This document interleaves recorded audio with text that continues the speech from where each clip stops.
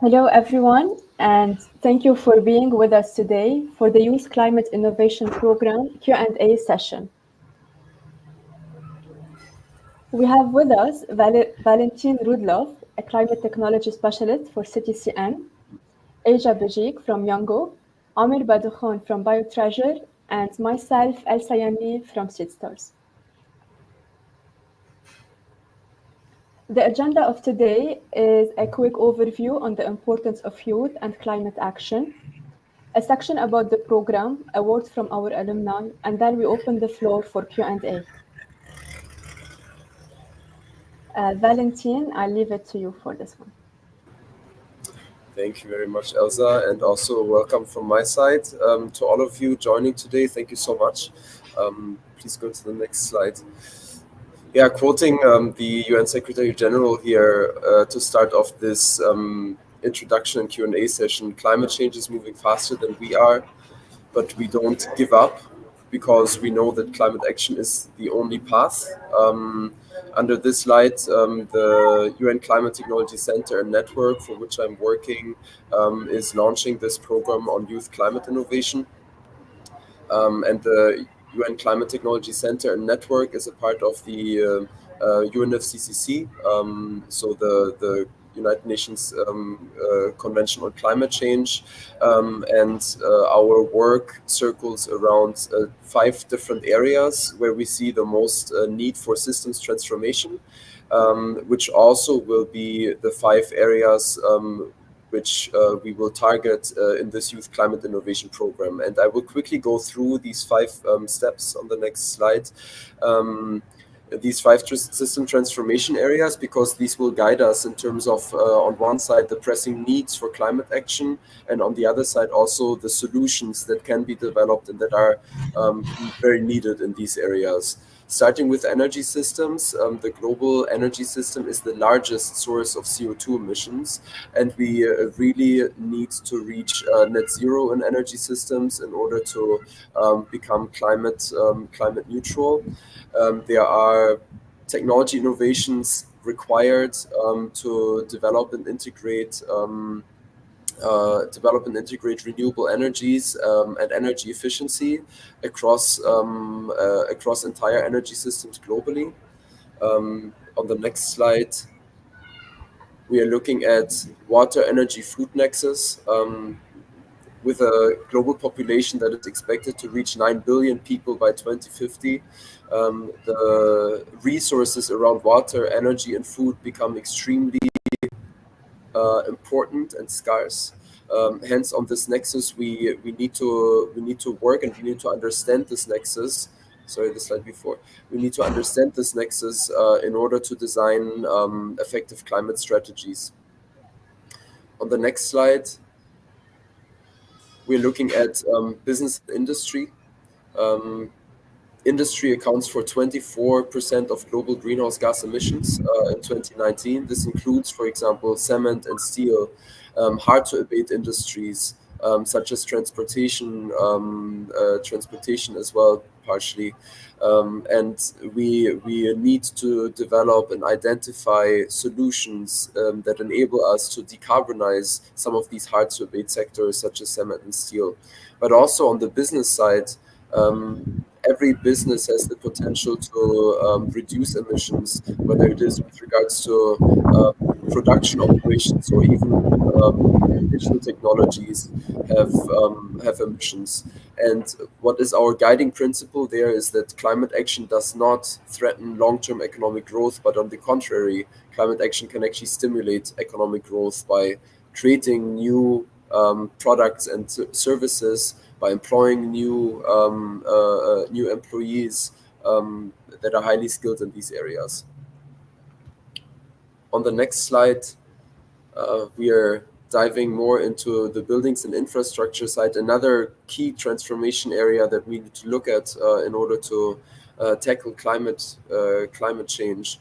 The building and construction sector accounts for roughly 37% of global greenhouse gas emissions, linked to both the operations of these buildings, but also the embedded carbon, meaning what kind of materials are used in order to build infrastructure and housing. Also, there are climate technologies and innovation, including the design, retrofitting, and redesign of infrastructure is crucial to make the buildings and infrastructure sector low carbon and climate resilient. On the next slide, this is the last system transformation area that we as the CTCN prioritize is sustainable mobility. There I can say that in 2021, about 36% of global CO2 emissions came from this sector, with the highest reliance on fossil fuel. Transitioning there to, on one side, net zero mobility, potentially electric vehicles, but on the other side also non-motorized transport is crucial. So we need to tackle that challenge by innovating different models of transportation, of movement in our cities, but also between cities. So in all these areas, system transformation is crucial in order to tackle climate change. And there's a lot of solutions already out there, but a lot more solutions that need to be identified, developed, and scaled up across different regions. And as you know, this program is called Youth Climate Innovation Program. And hence, why do we bring in the youth aspect? Well, our UNEP executive director, Inga Anderson, said young people have helped reshape the global climate debate because they know that they'll be the ones that could inherit a broken planet. There's an inherent motivation by young people to tackle climate change because they will be impacted the hardest, obviously. So on the next two slides, we'll dive a bit more into this nexus between youth.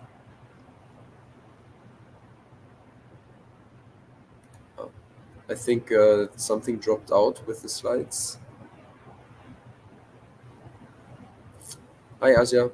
Hi. I hope that the slides will be up again. Good that you're here. I'll hand it over to you now. Okay. Well, This will be back in a second. Yeah. We don't have the slides currently, but kind of diving into what Valentin has already said. The youth in the recent years, there has been very wide awakening on the issue of climate change and how there is no planet B, and we as the future generations are going to be the ones that inherit broken planet, so to speak. And this is something that is already now happening in the communities which are most vulnerable.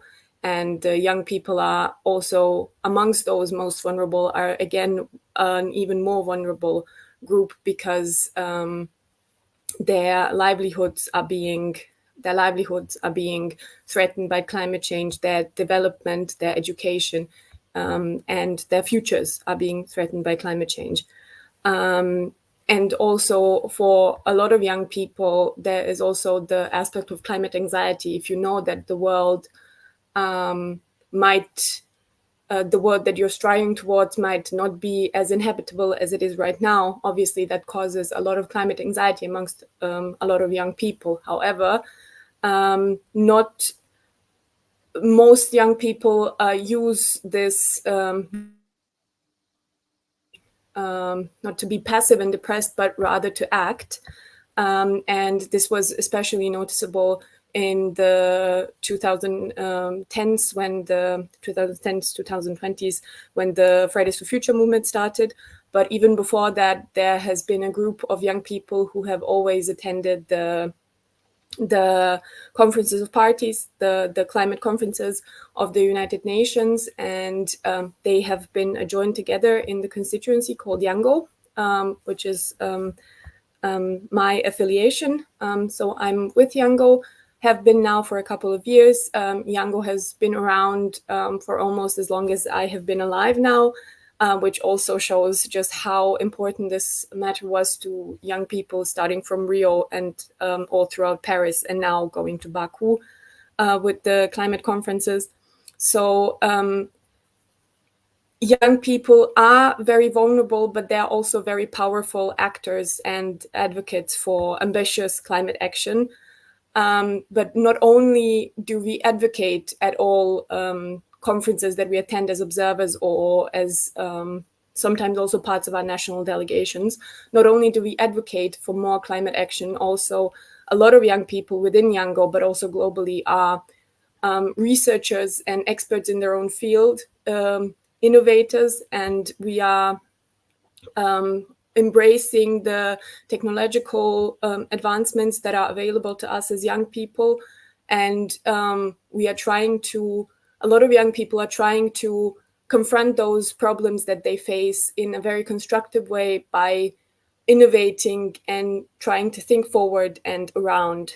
And also due to the new technologies and interconnectedness which came with the internet in the last 20 years, the young people right now are also very interconnected, which we also in Yango, we all collaborate. Sometimes it's then a problem with time zones when you have a call, but we all collaborate in a very international setting, and it's always very nice to see how there are some problems that translate and some problems that are like specific to one region, but the innovative spirit is kind of common to all of us, and we all have one common goal, and that is to reshape our future into a better one. So not only are we advocating for change for the better, but also a lot of young people are passionate about actively being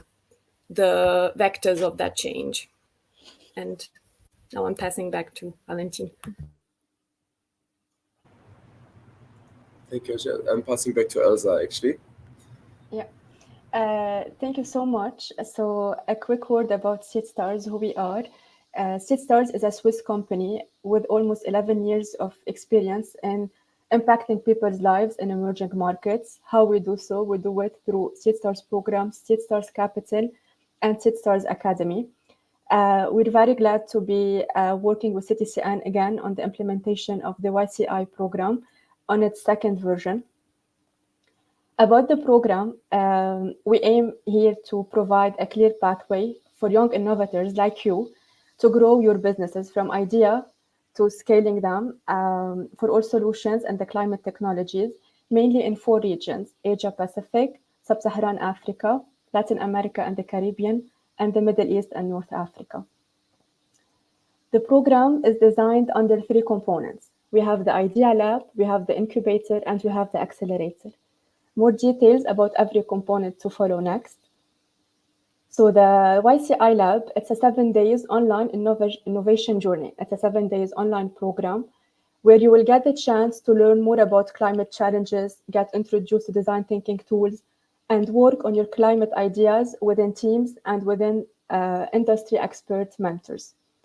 After the 7 days are complete, you will get the chance to pitch to a panel of jury where 8 teams will be selected, 8 teams per region. So the program is run across 4 regions, and 8 teams will be selected to join the YCI incubator.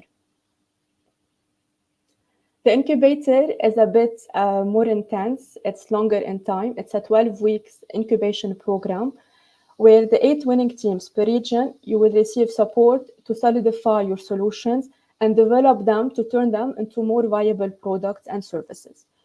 The incubator will be designed depending on the development stage of the solutions, the regional tracks, and the thematic tracks. And at the end of those 12 weeks, you will also get the chance to pitch again your business to show the progress to a panel of jury, and 2 teams will be selected to join the accelerator program. The accelerator, the YCA accelerator, is a 4-week intensive acceleration program to support you with 2 main things: investment, raising funding and being ready to receive investment, and second, growing their business through partnerships. So during the accelerator program, 2 winning teams will get access to the SeedStars network and to the CTCN's network in terms of investors, partners, and connections. And also the 2 winning teams will get the chance to participate in a climate conference in person at the end of the program. In terms of timeline, we have now the call for applications open. Deadline for that is October 20. We will be announcing the participants on the first week of November, and the Idea Lab will start from November 23rd to December 6th. Then we have the incubator, February to April 2025, and last component, the acceleration will happen place in June and July 2025. So for those with us today who already applied and would like to save the dates, you can do it from now. These are the planned dates for launching the program. Eligibility criteria, a question we received a lot as well from you when registering for this event. So who will be accepted in the program? So what you're looking for are individuals between 18 and 35 years old, basically located in Asia, MENA, Africa, or LATAM. Ideally to have completed a higher education studies and have strong interest in climate solution. Having a bachelor degree is also a plus, and some volunteering or community work in the topic that you would like to grow the solution in. Ideally to have a climate-related idea, or if you already have started the project, that's also a plus. To have interest or experience in entrepreneurship also is a plus.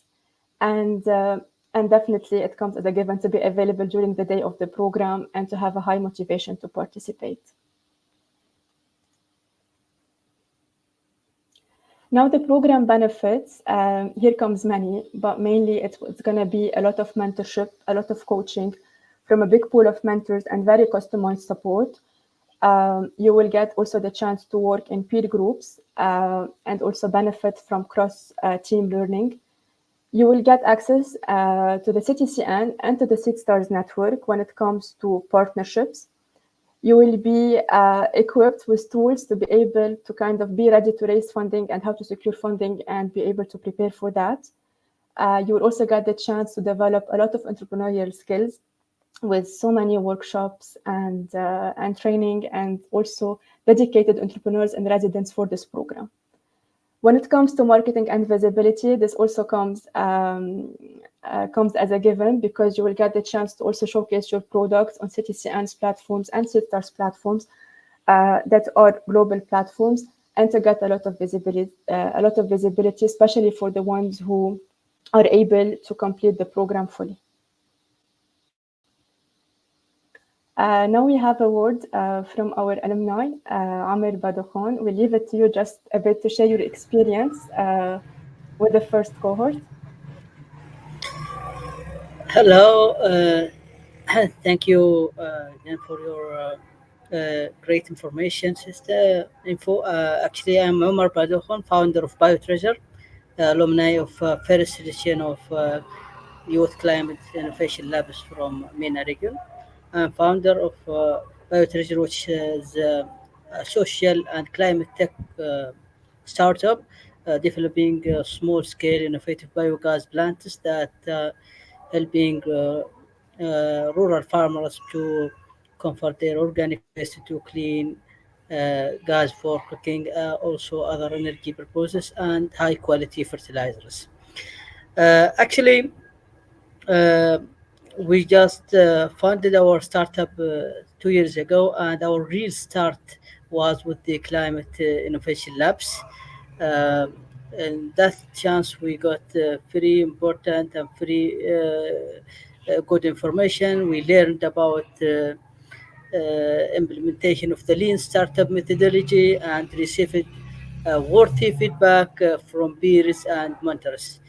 And also we got a sponsorship to attend COP27 in Egypt. Uh, Within the program, we got chances to connect it to a network of climate technology and entrepreneurship experts that that helped us a lot to improve our plans, also to prepare our business to have a clear business development plan that enabled us to secure other great chances and leveraging our partnerships with other partners, and that makes us ready for scaling up.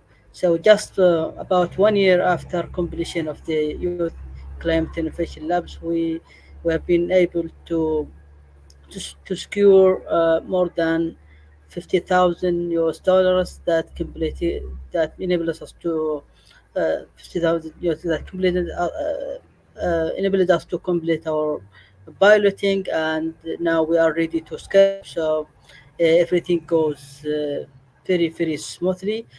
We think our participation in the Youth Climate Innovation Lab was a very important milestone in our journey of entrepreneurship, and we are very um uh,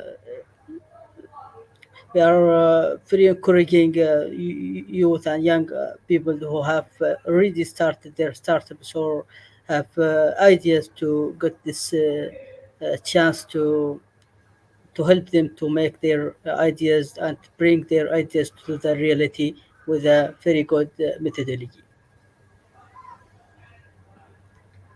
Thank you. Yeah. If you Thank you have very any much. questions, if Yeah. you have any question, you can reach us anytime as alumni or here. That will be our pleasure to help you. Yeah, it's always heartwarming to hear about the impact of our initiatives from the alumni. So thank you so much, Amir, for being with us today and giving back to the community as well. Um,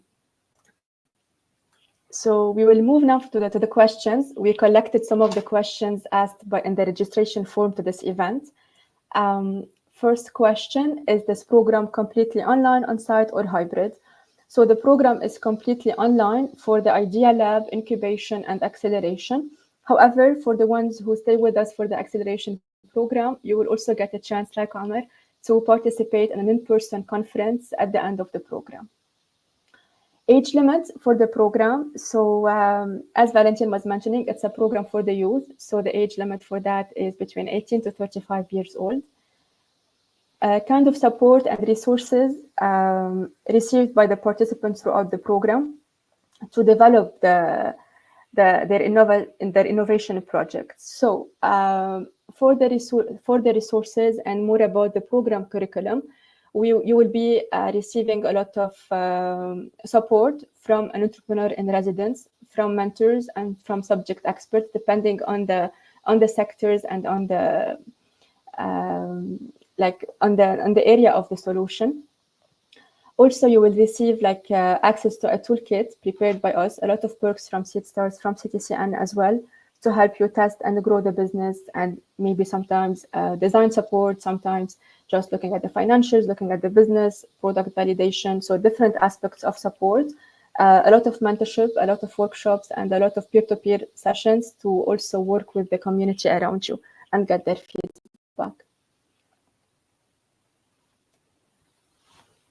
Now we have some more questions about the role of this initiative. So I'm leaving it to you, Valentin. Sure. We have received one question on what the role might be of the program in transforming the lives of youth in Africa. A similar question also came from one of the interested youth innovators from the Caribbean.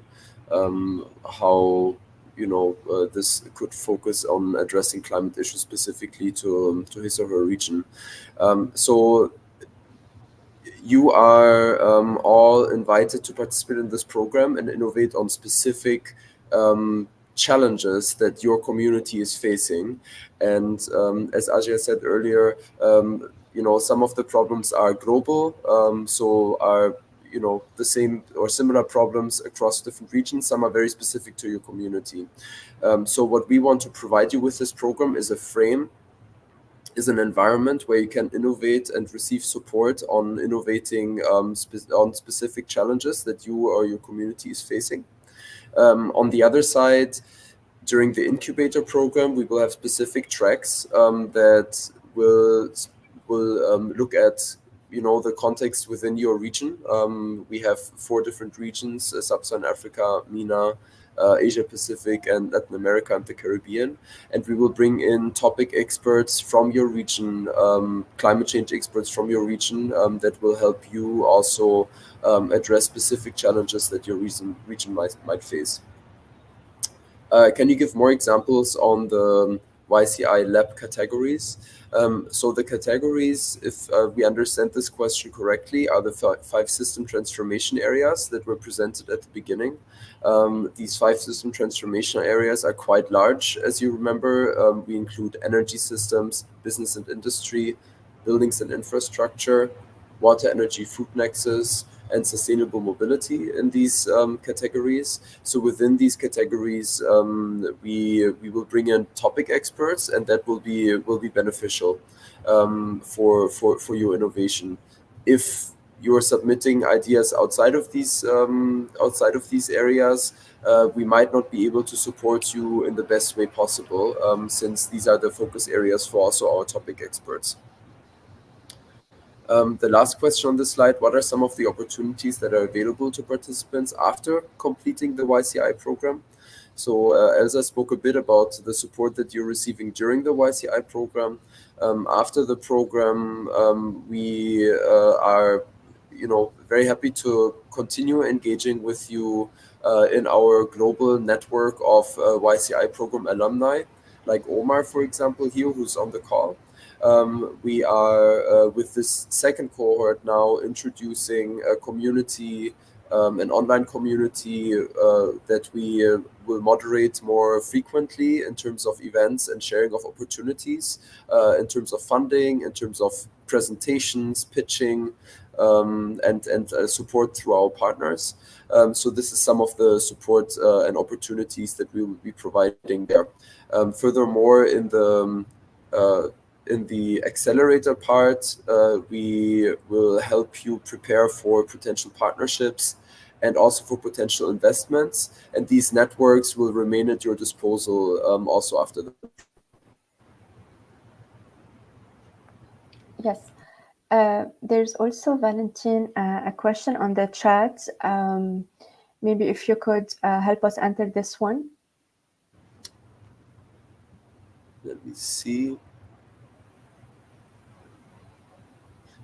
Is the question, does the program support climate adaptation products only, or climate adaptation services as well? Okay. I mean, we support. The program is very open to both climate adaptation and mitigation, as well as digital and physical products. Yeah, so digital services and physical products, and also low and high tech products. If you have, if low tech is working well in the community, it is more resource efficient than any more sophisticated high tech technology, then we are very happy to support these as well. Yes.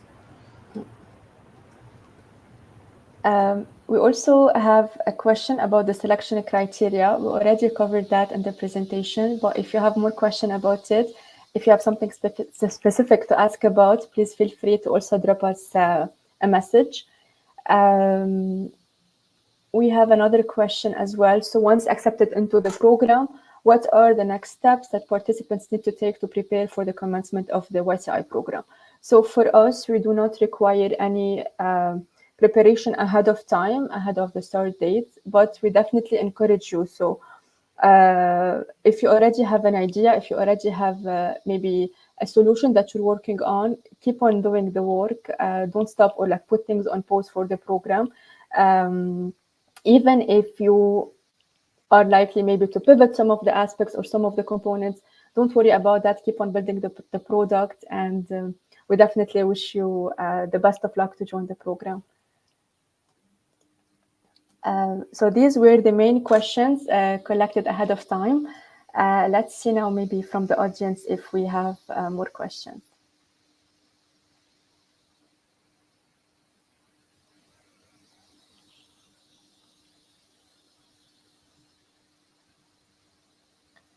We have a question about the age limit. So again, this program targets the youth, and the definition for that is between 18 and 35 years old.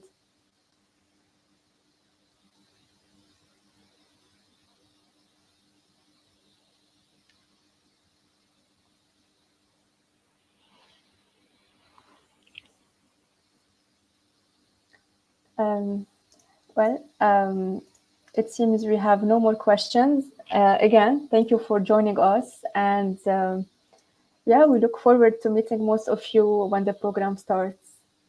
Thank you so much. Thank you, Valentine, Asia, and Omer. Thank you, everyone, for joining. Looking forward to working with Thank you. you. Thanks. Bye-bye. There's more questions coming.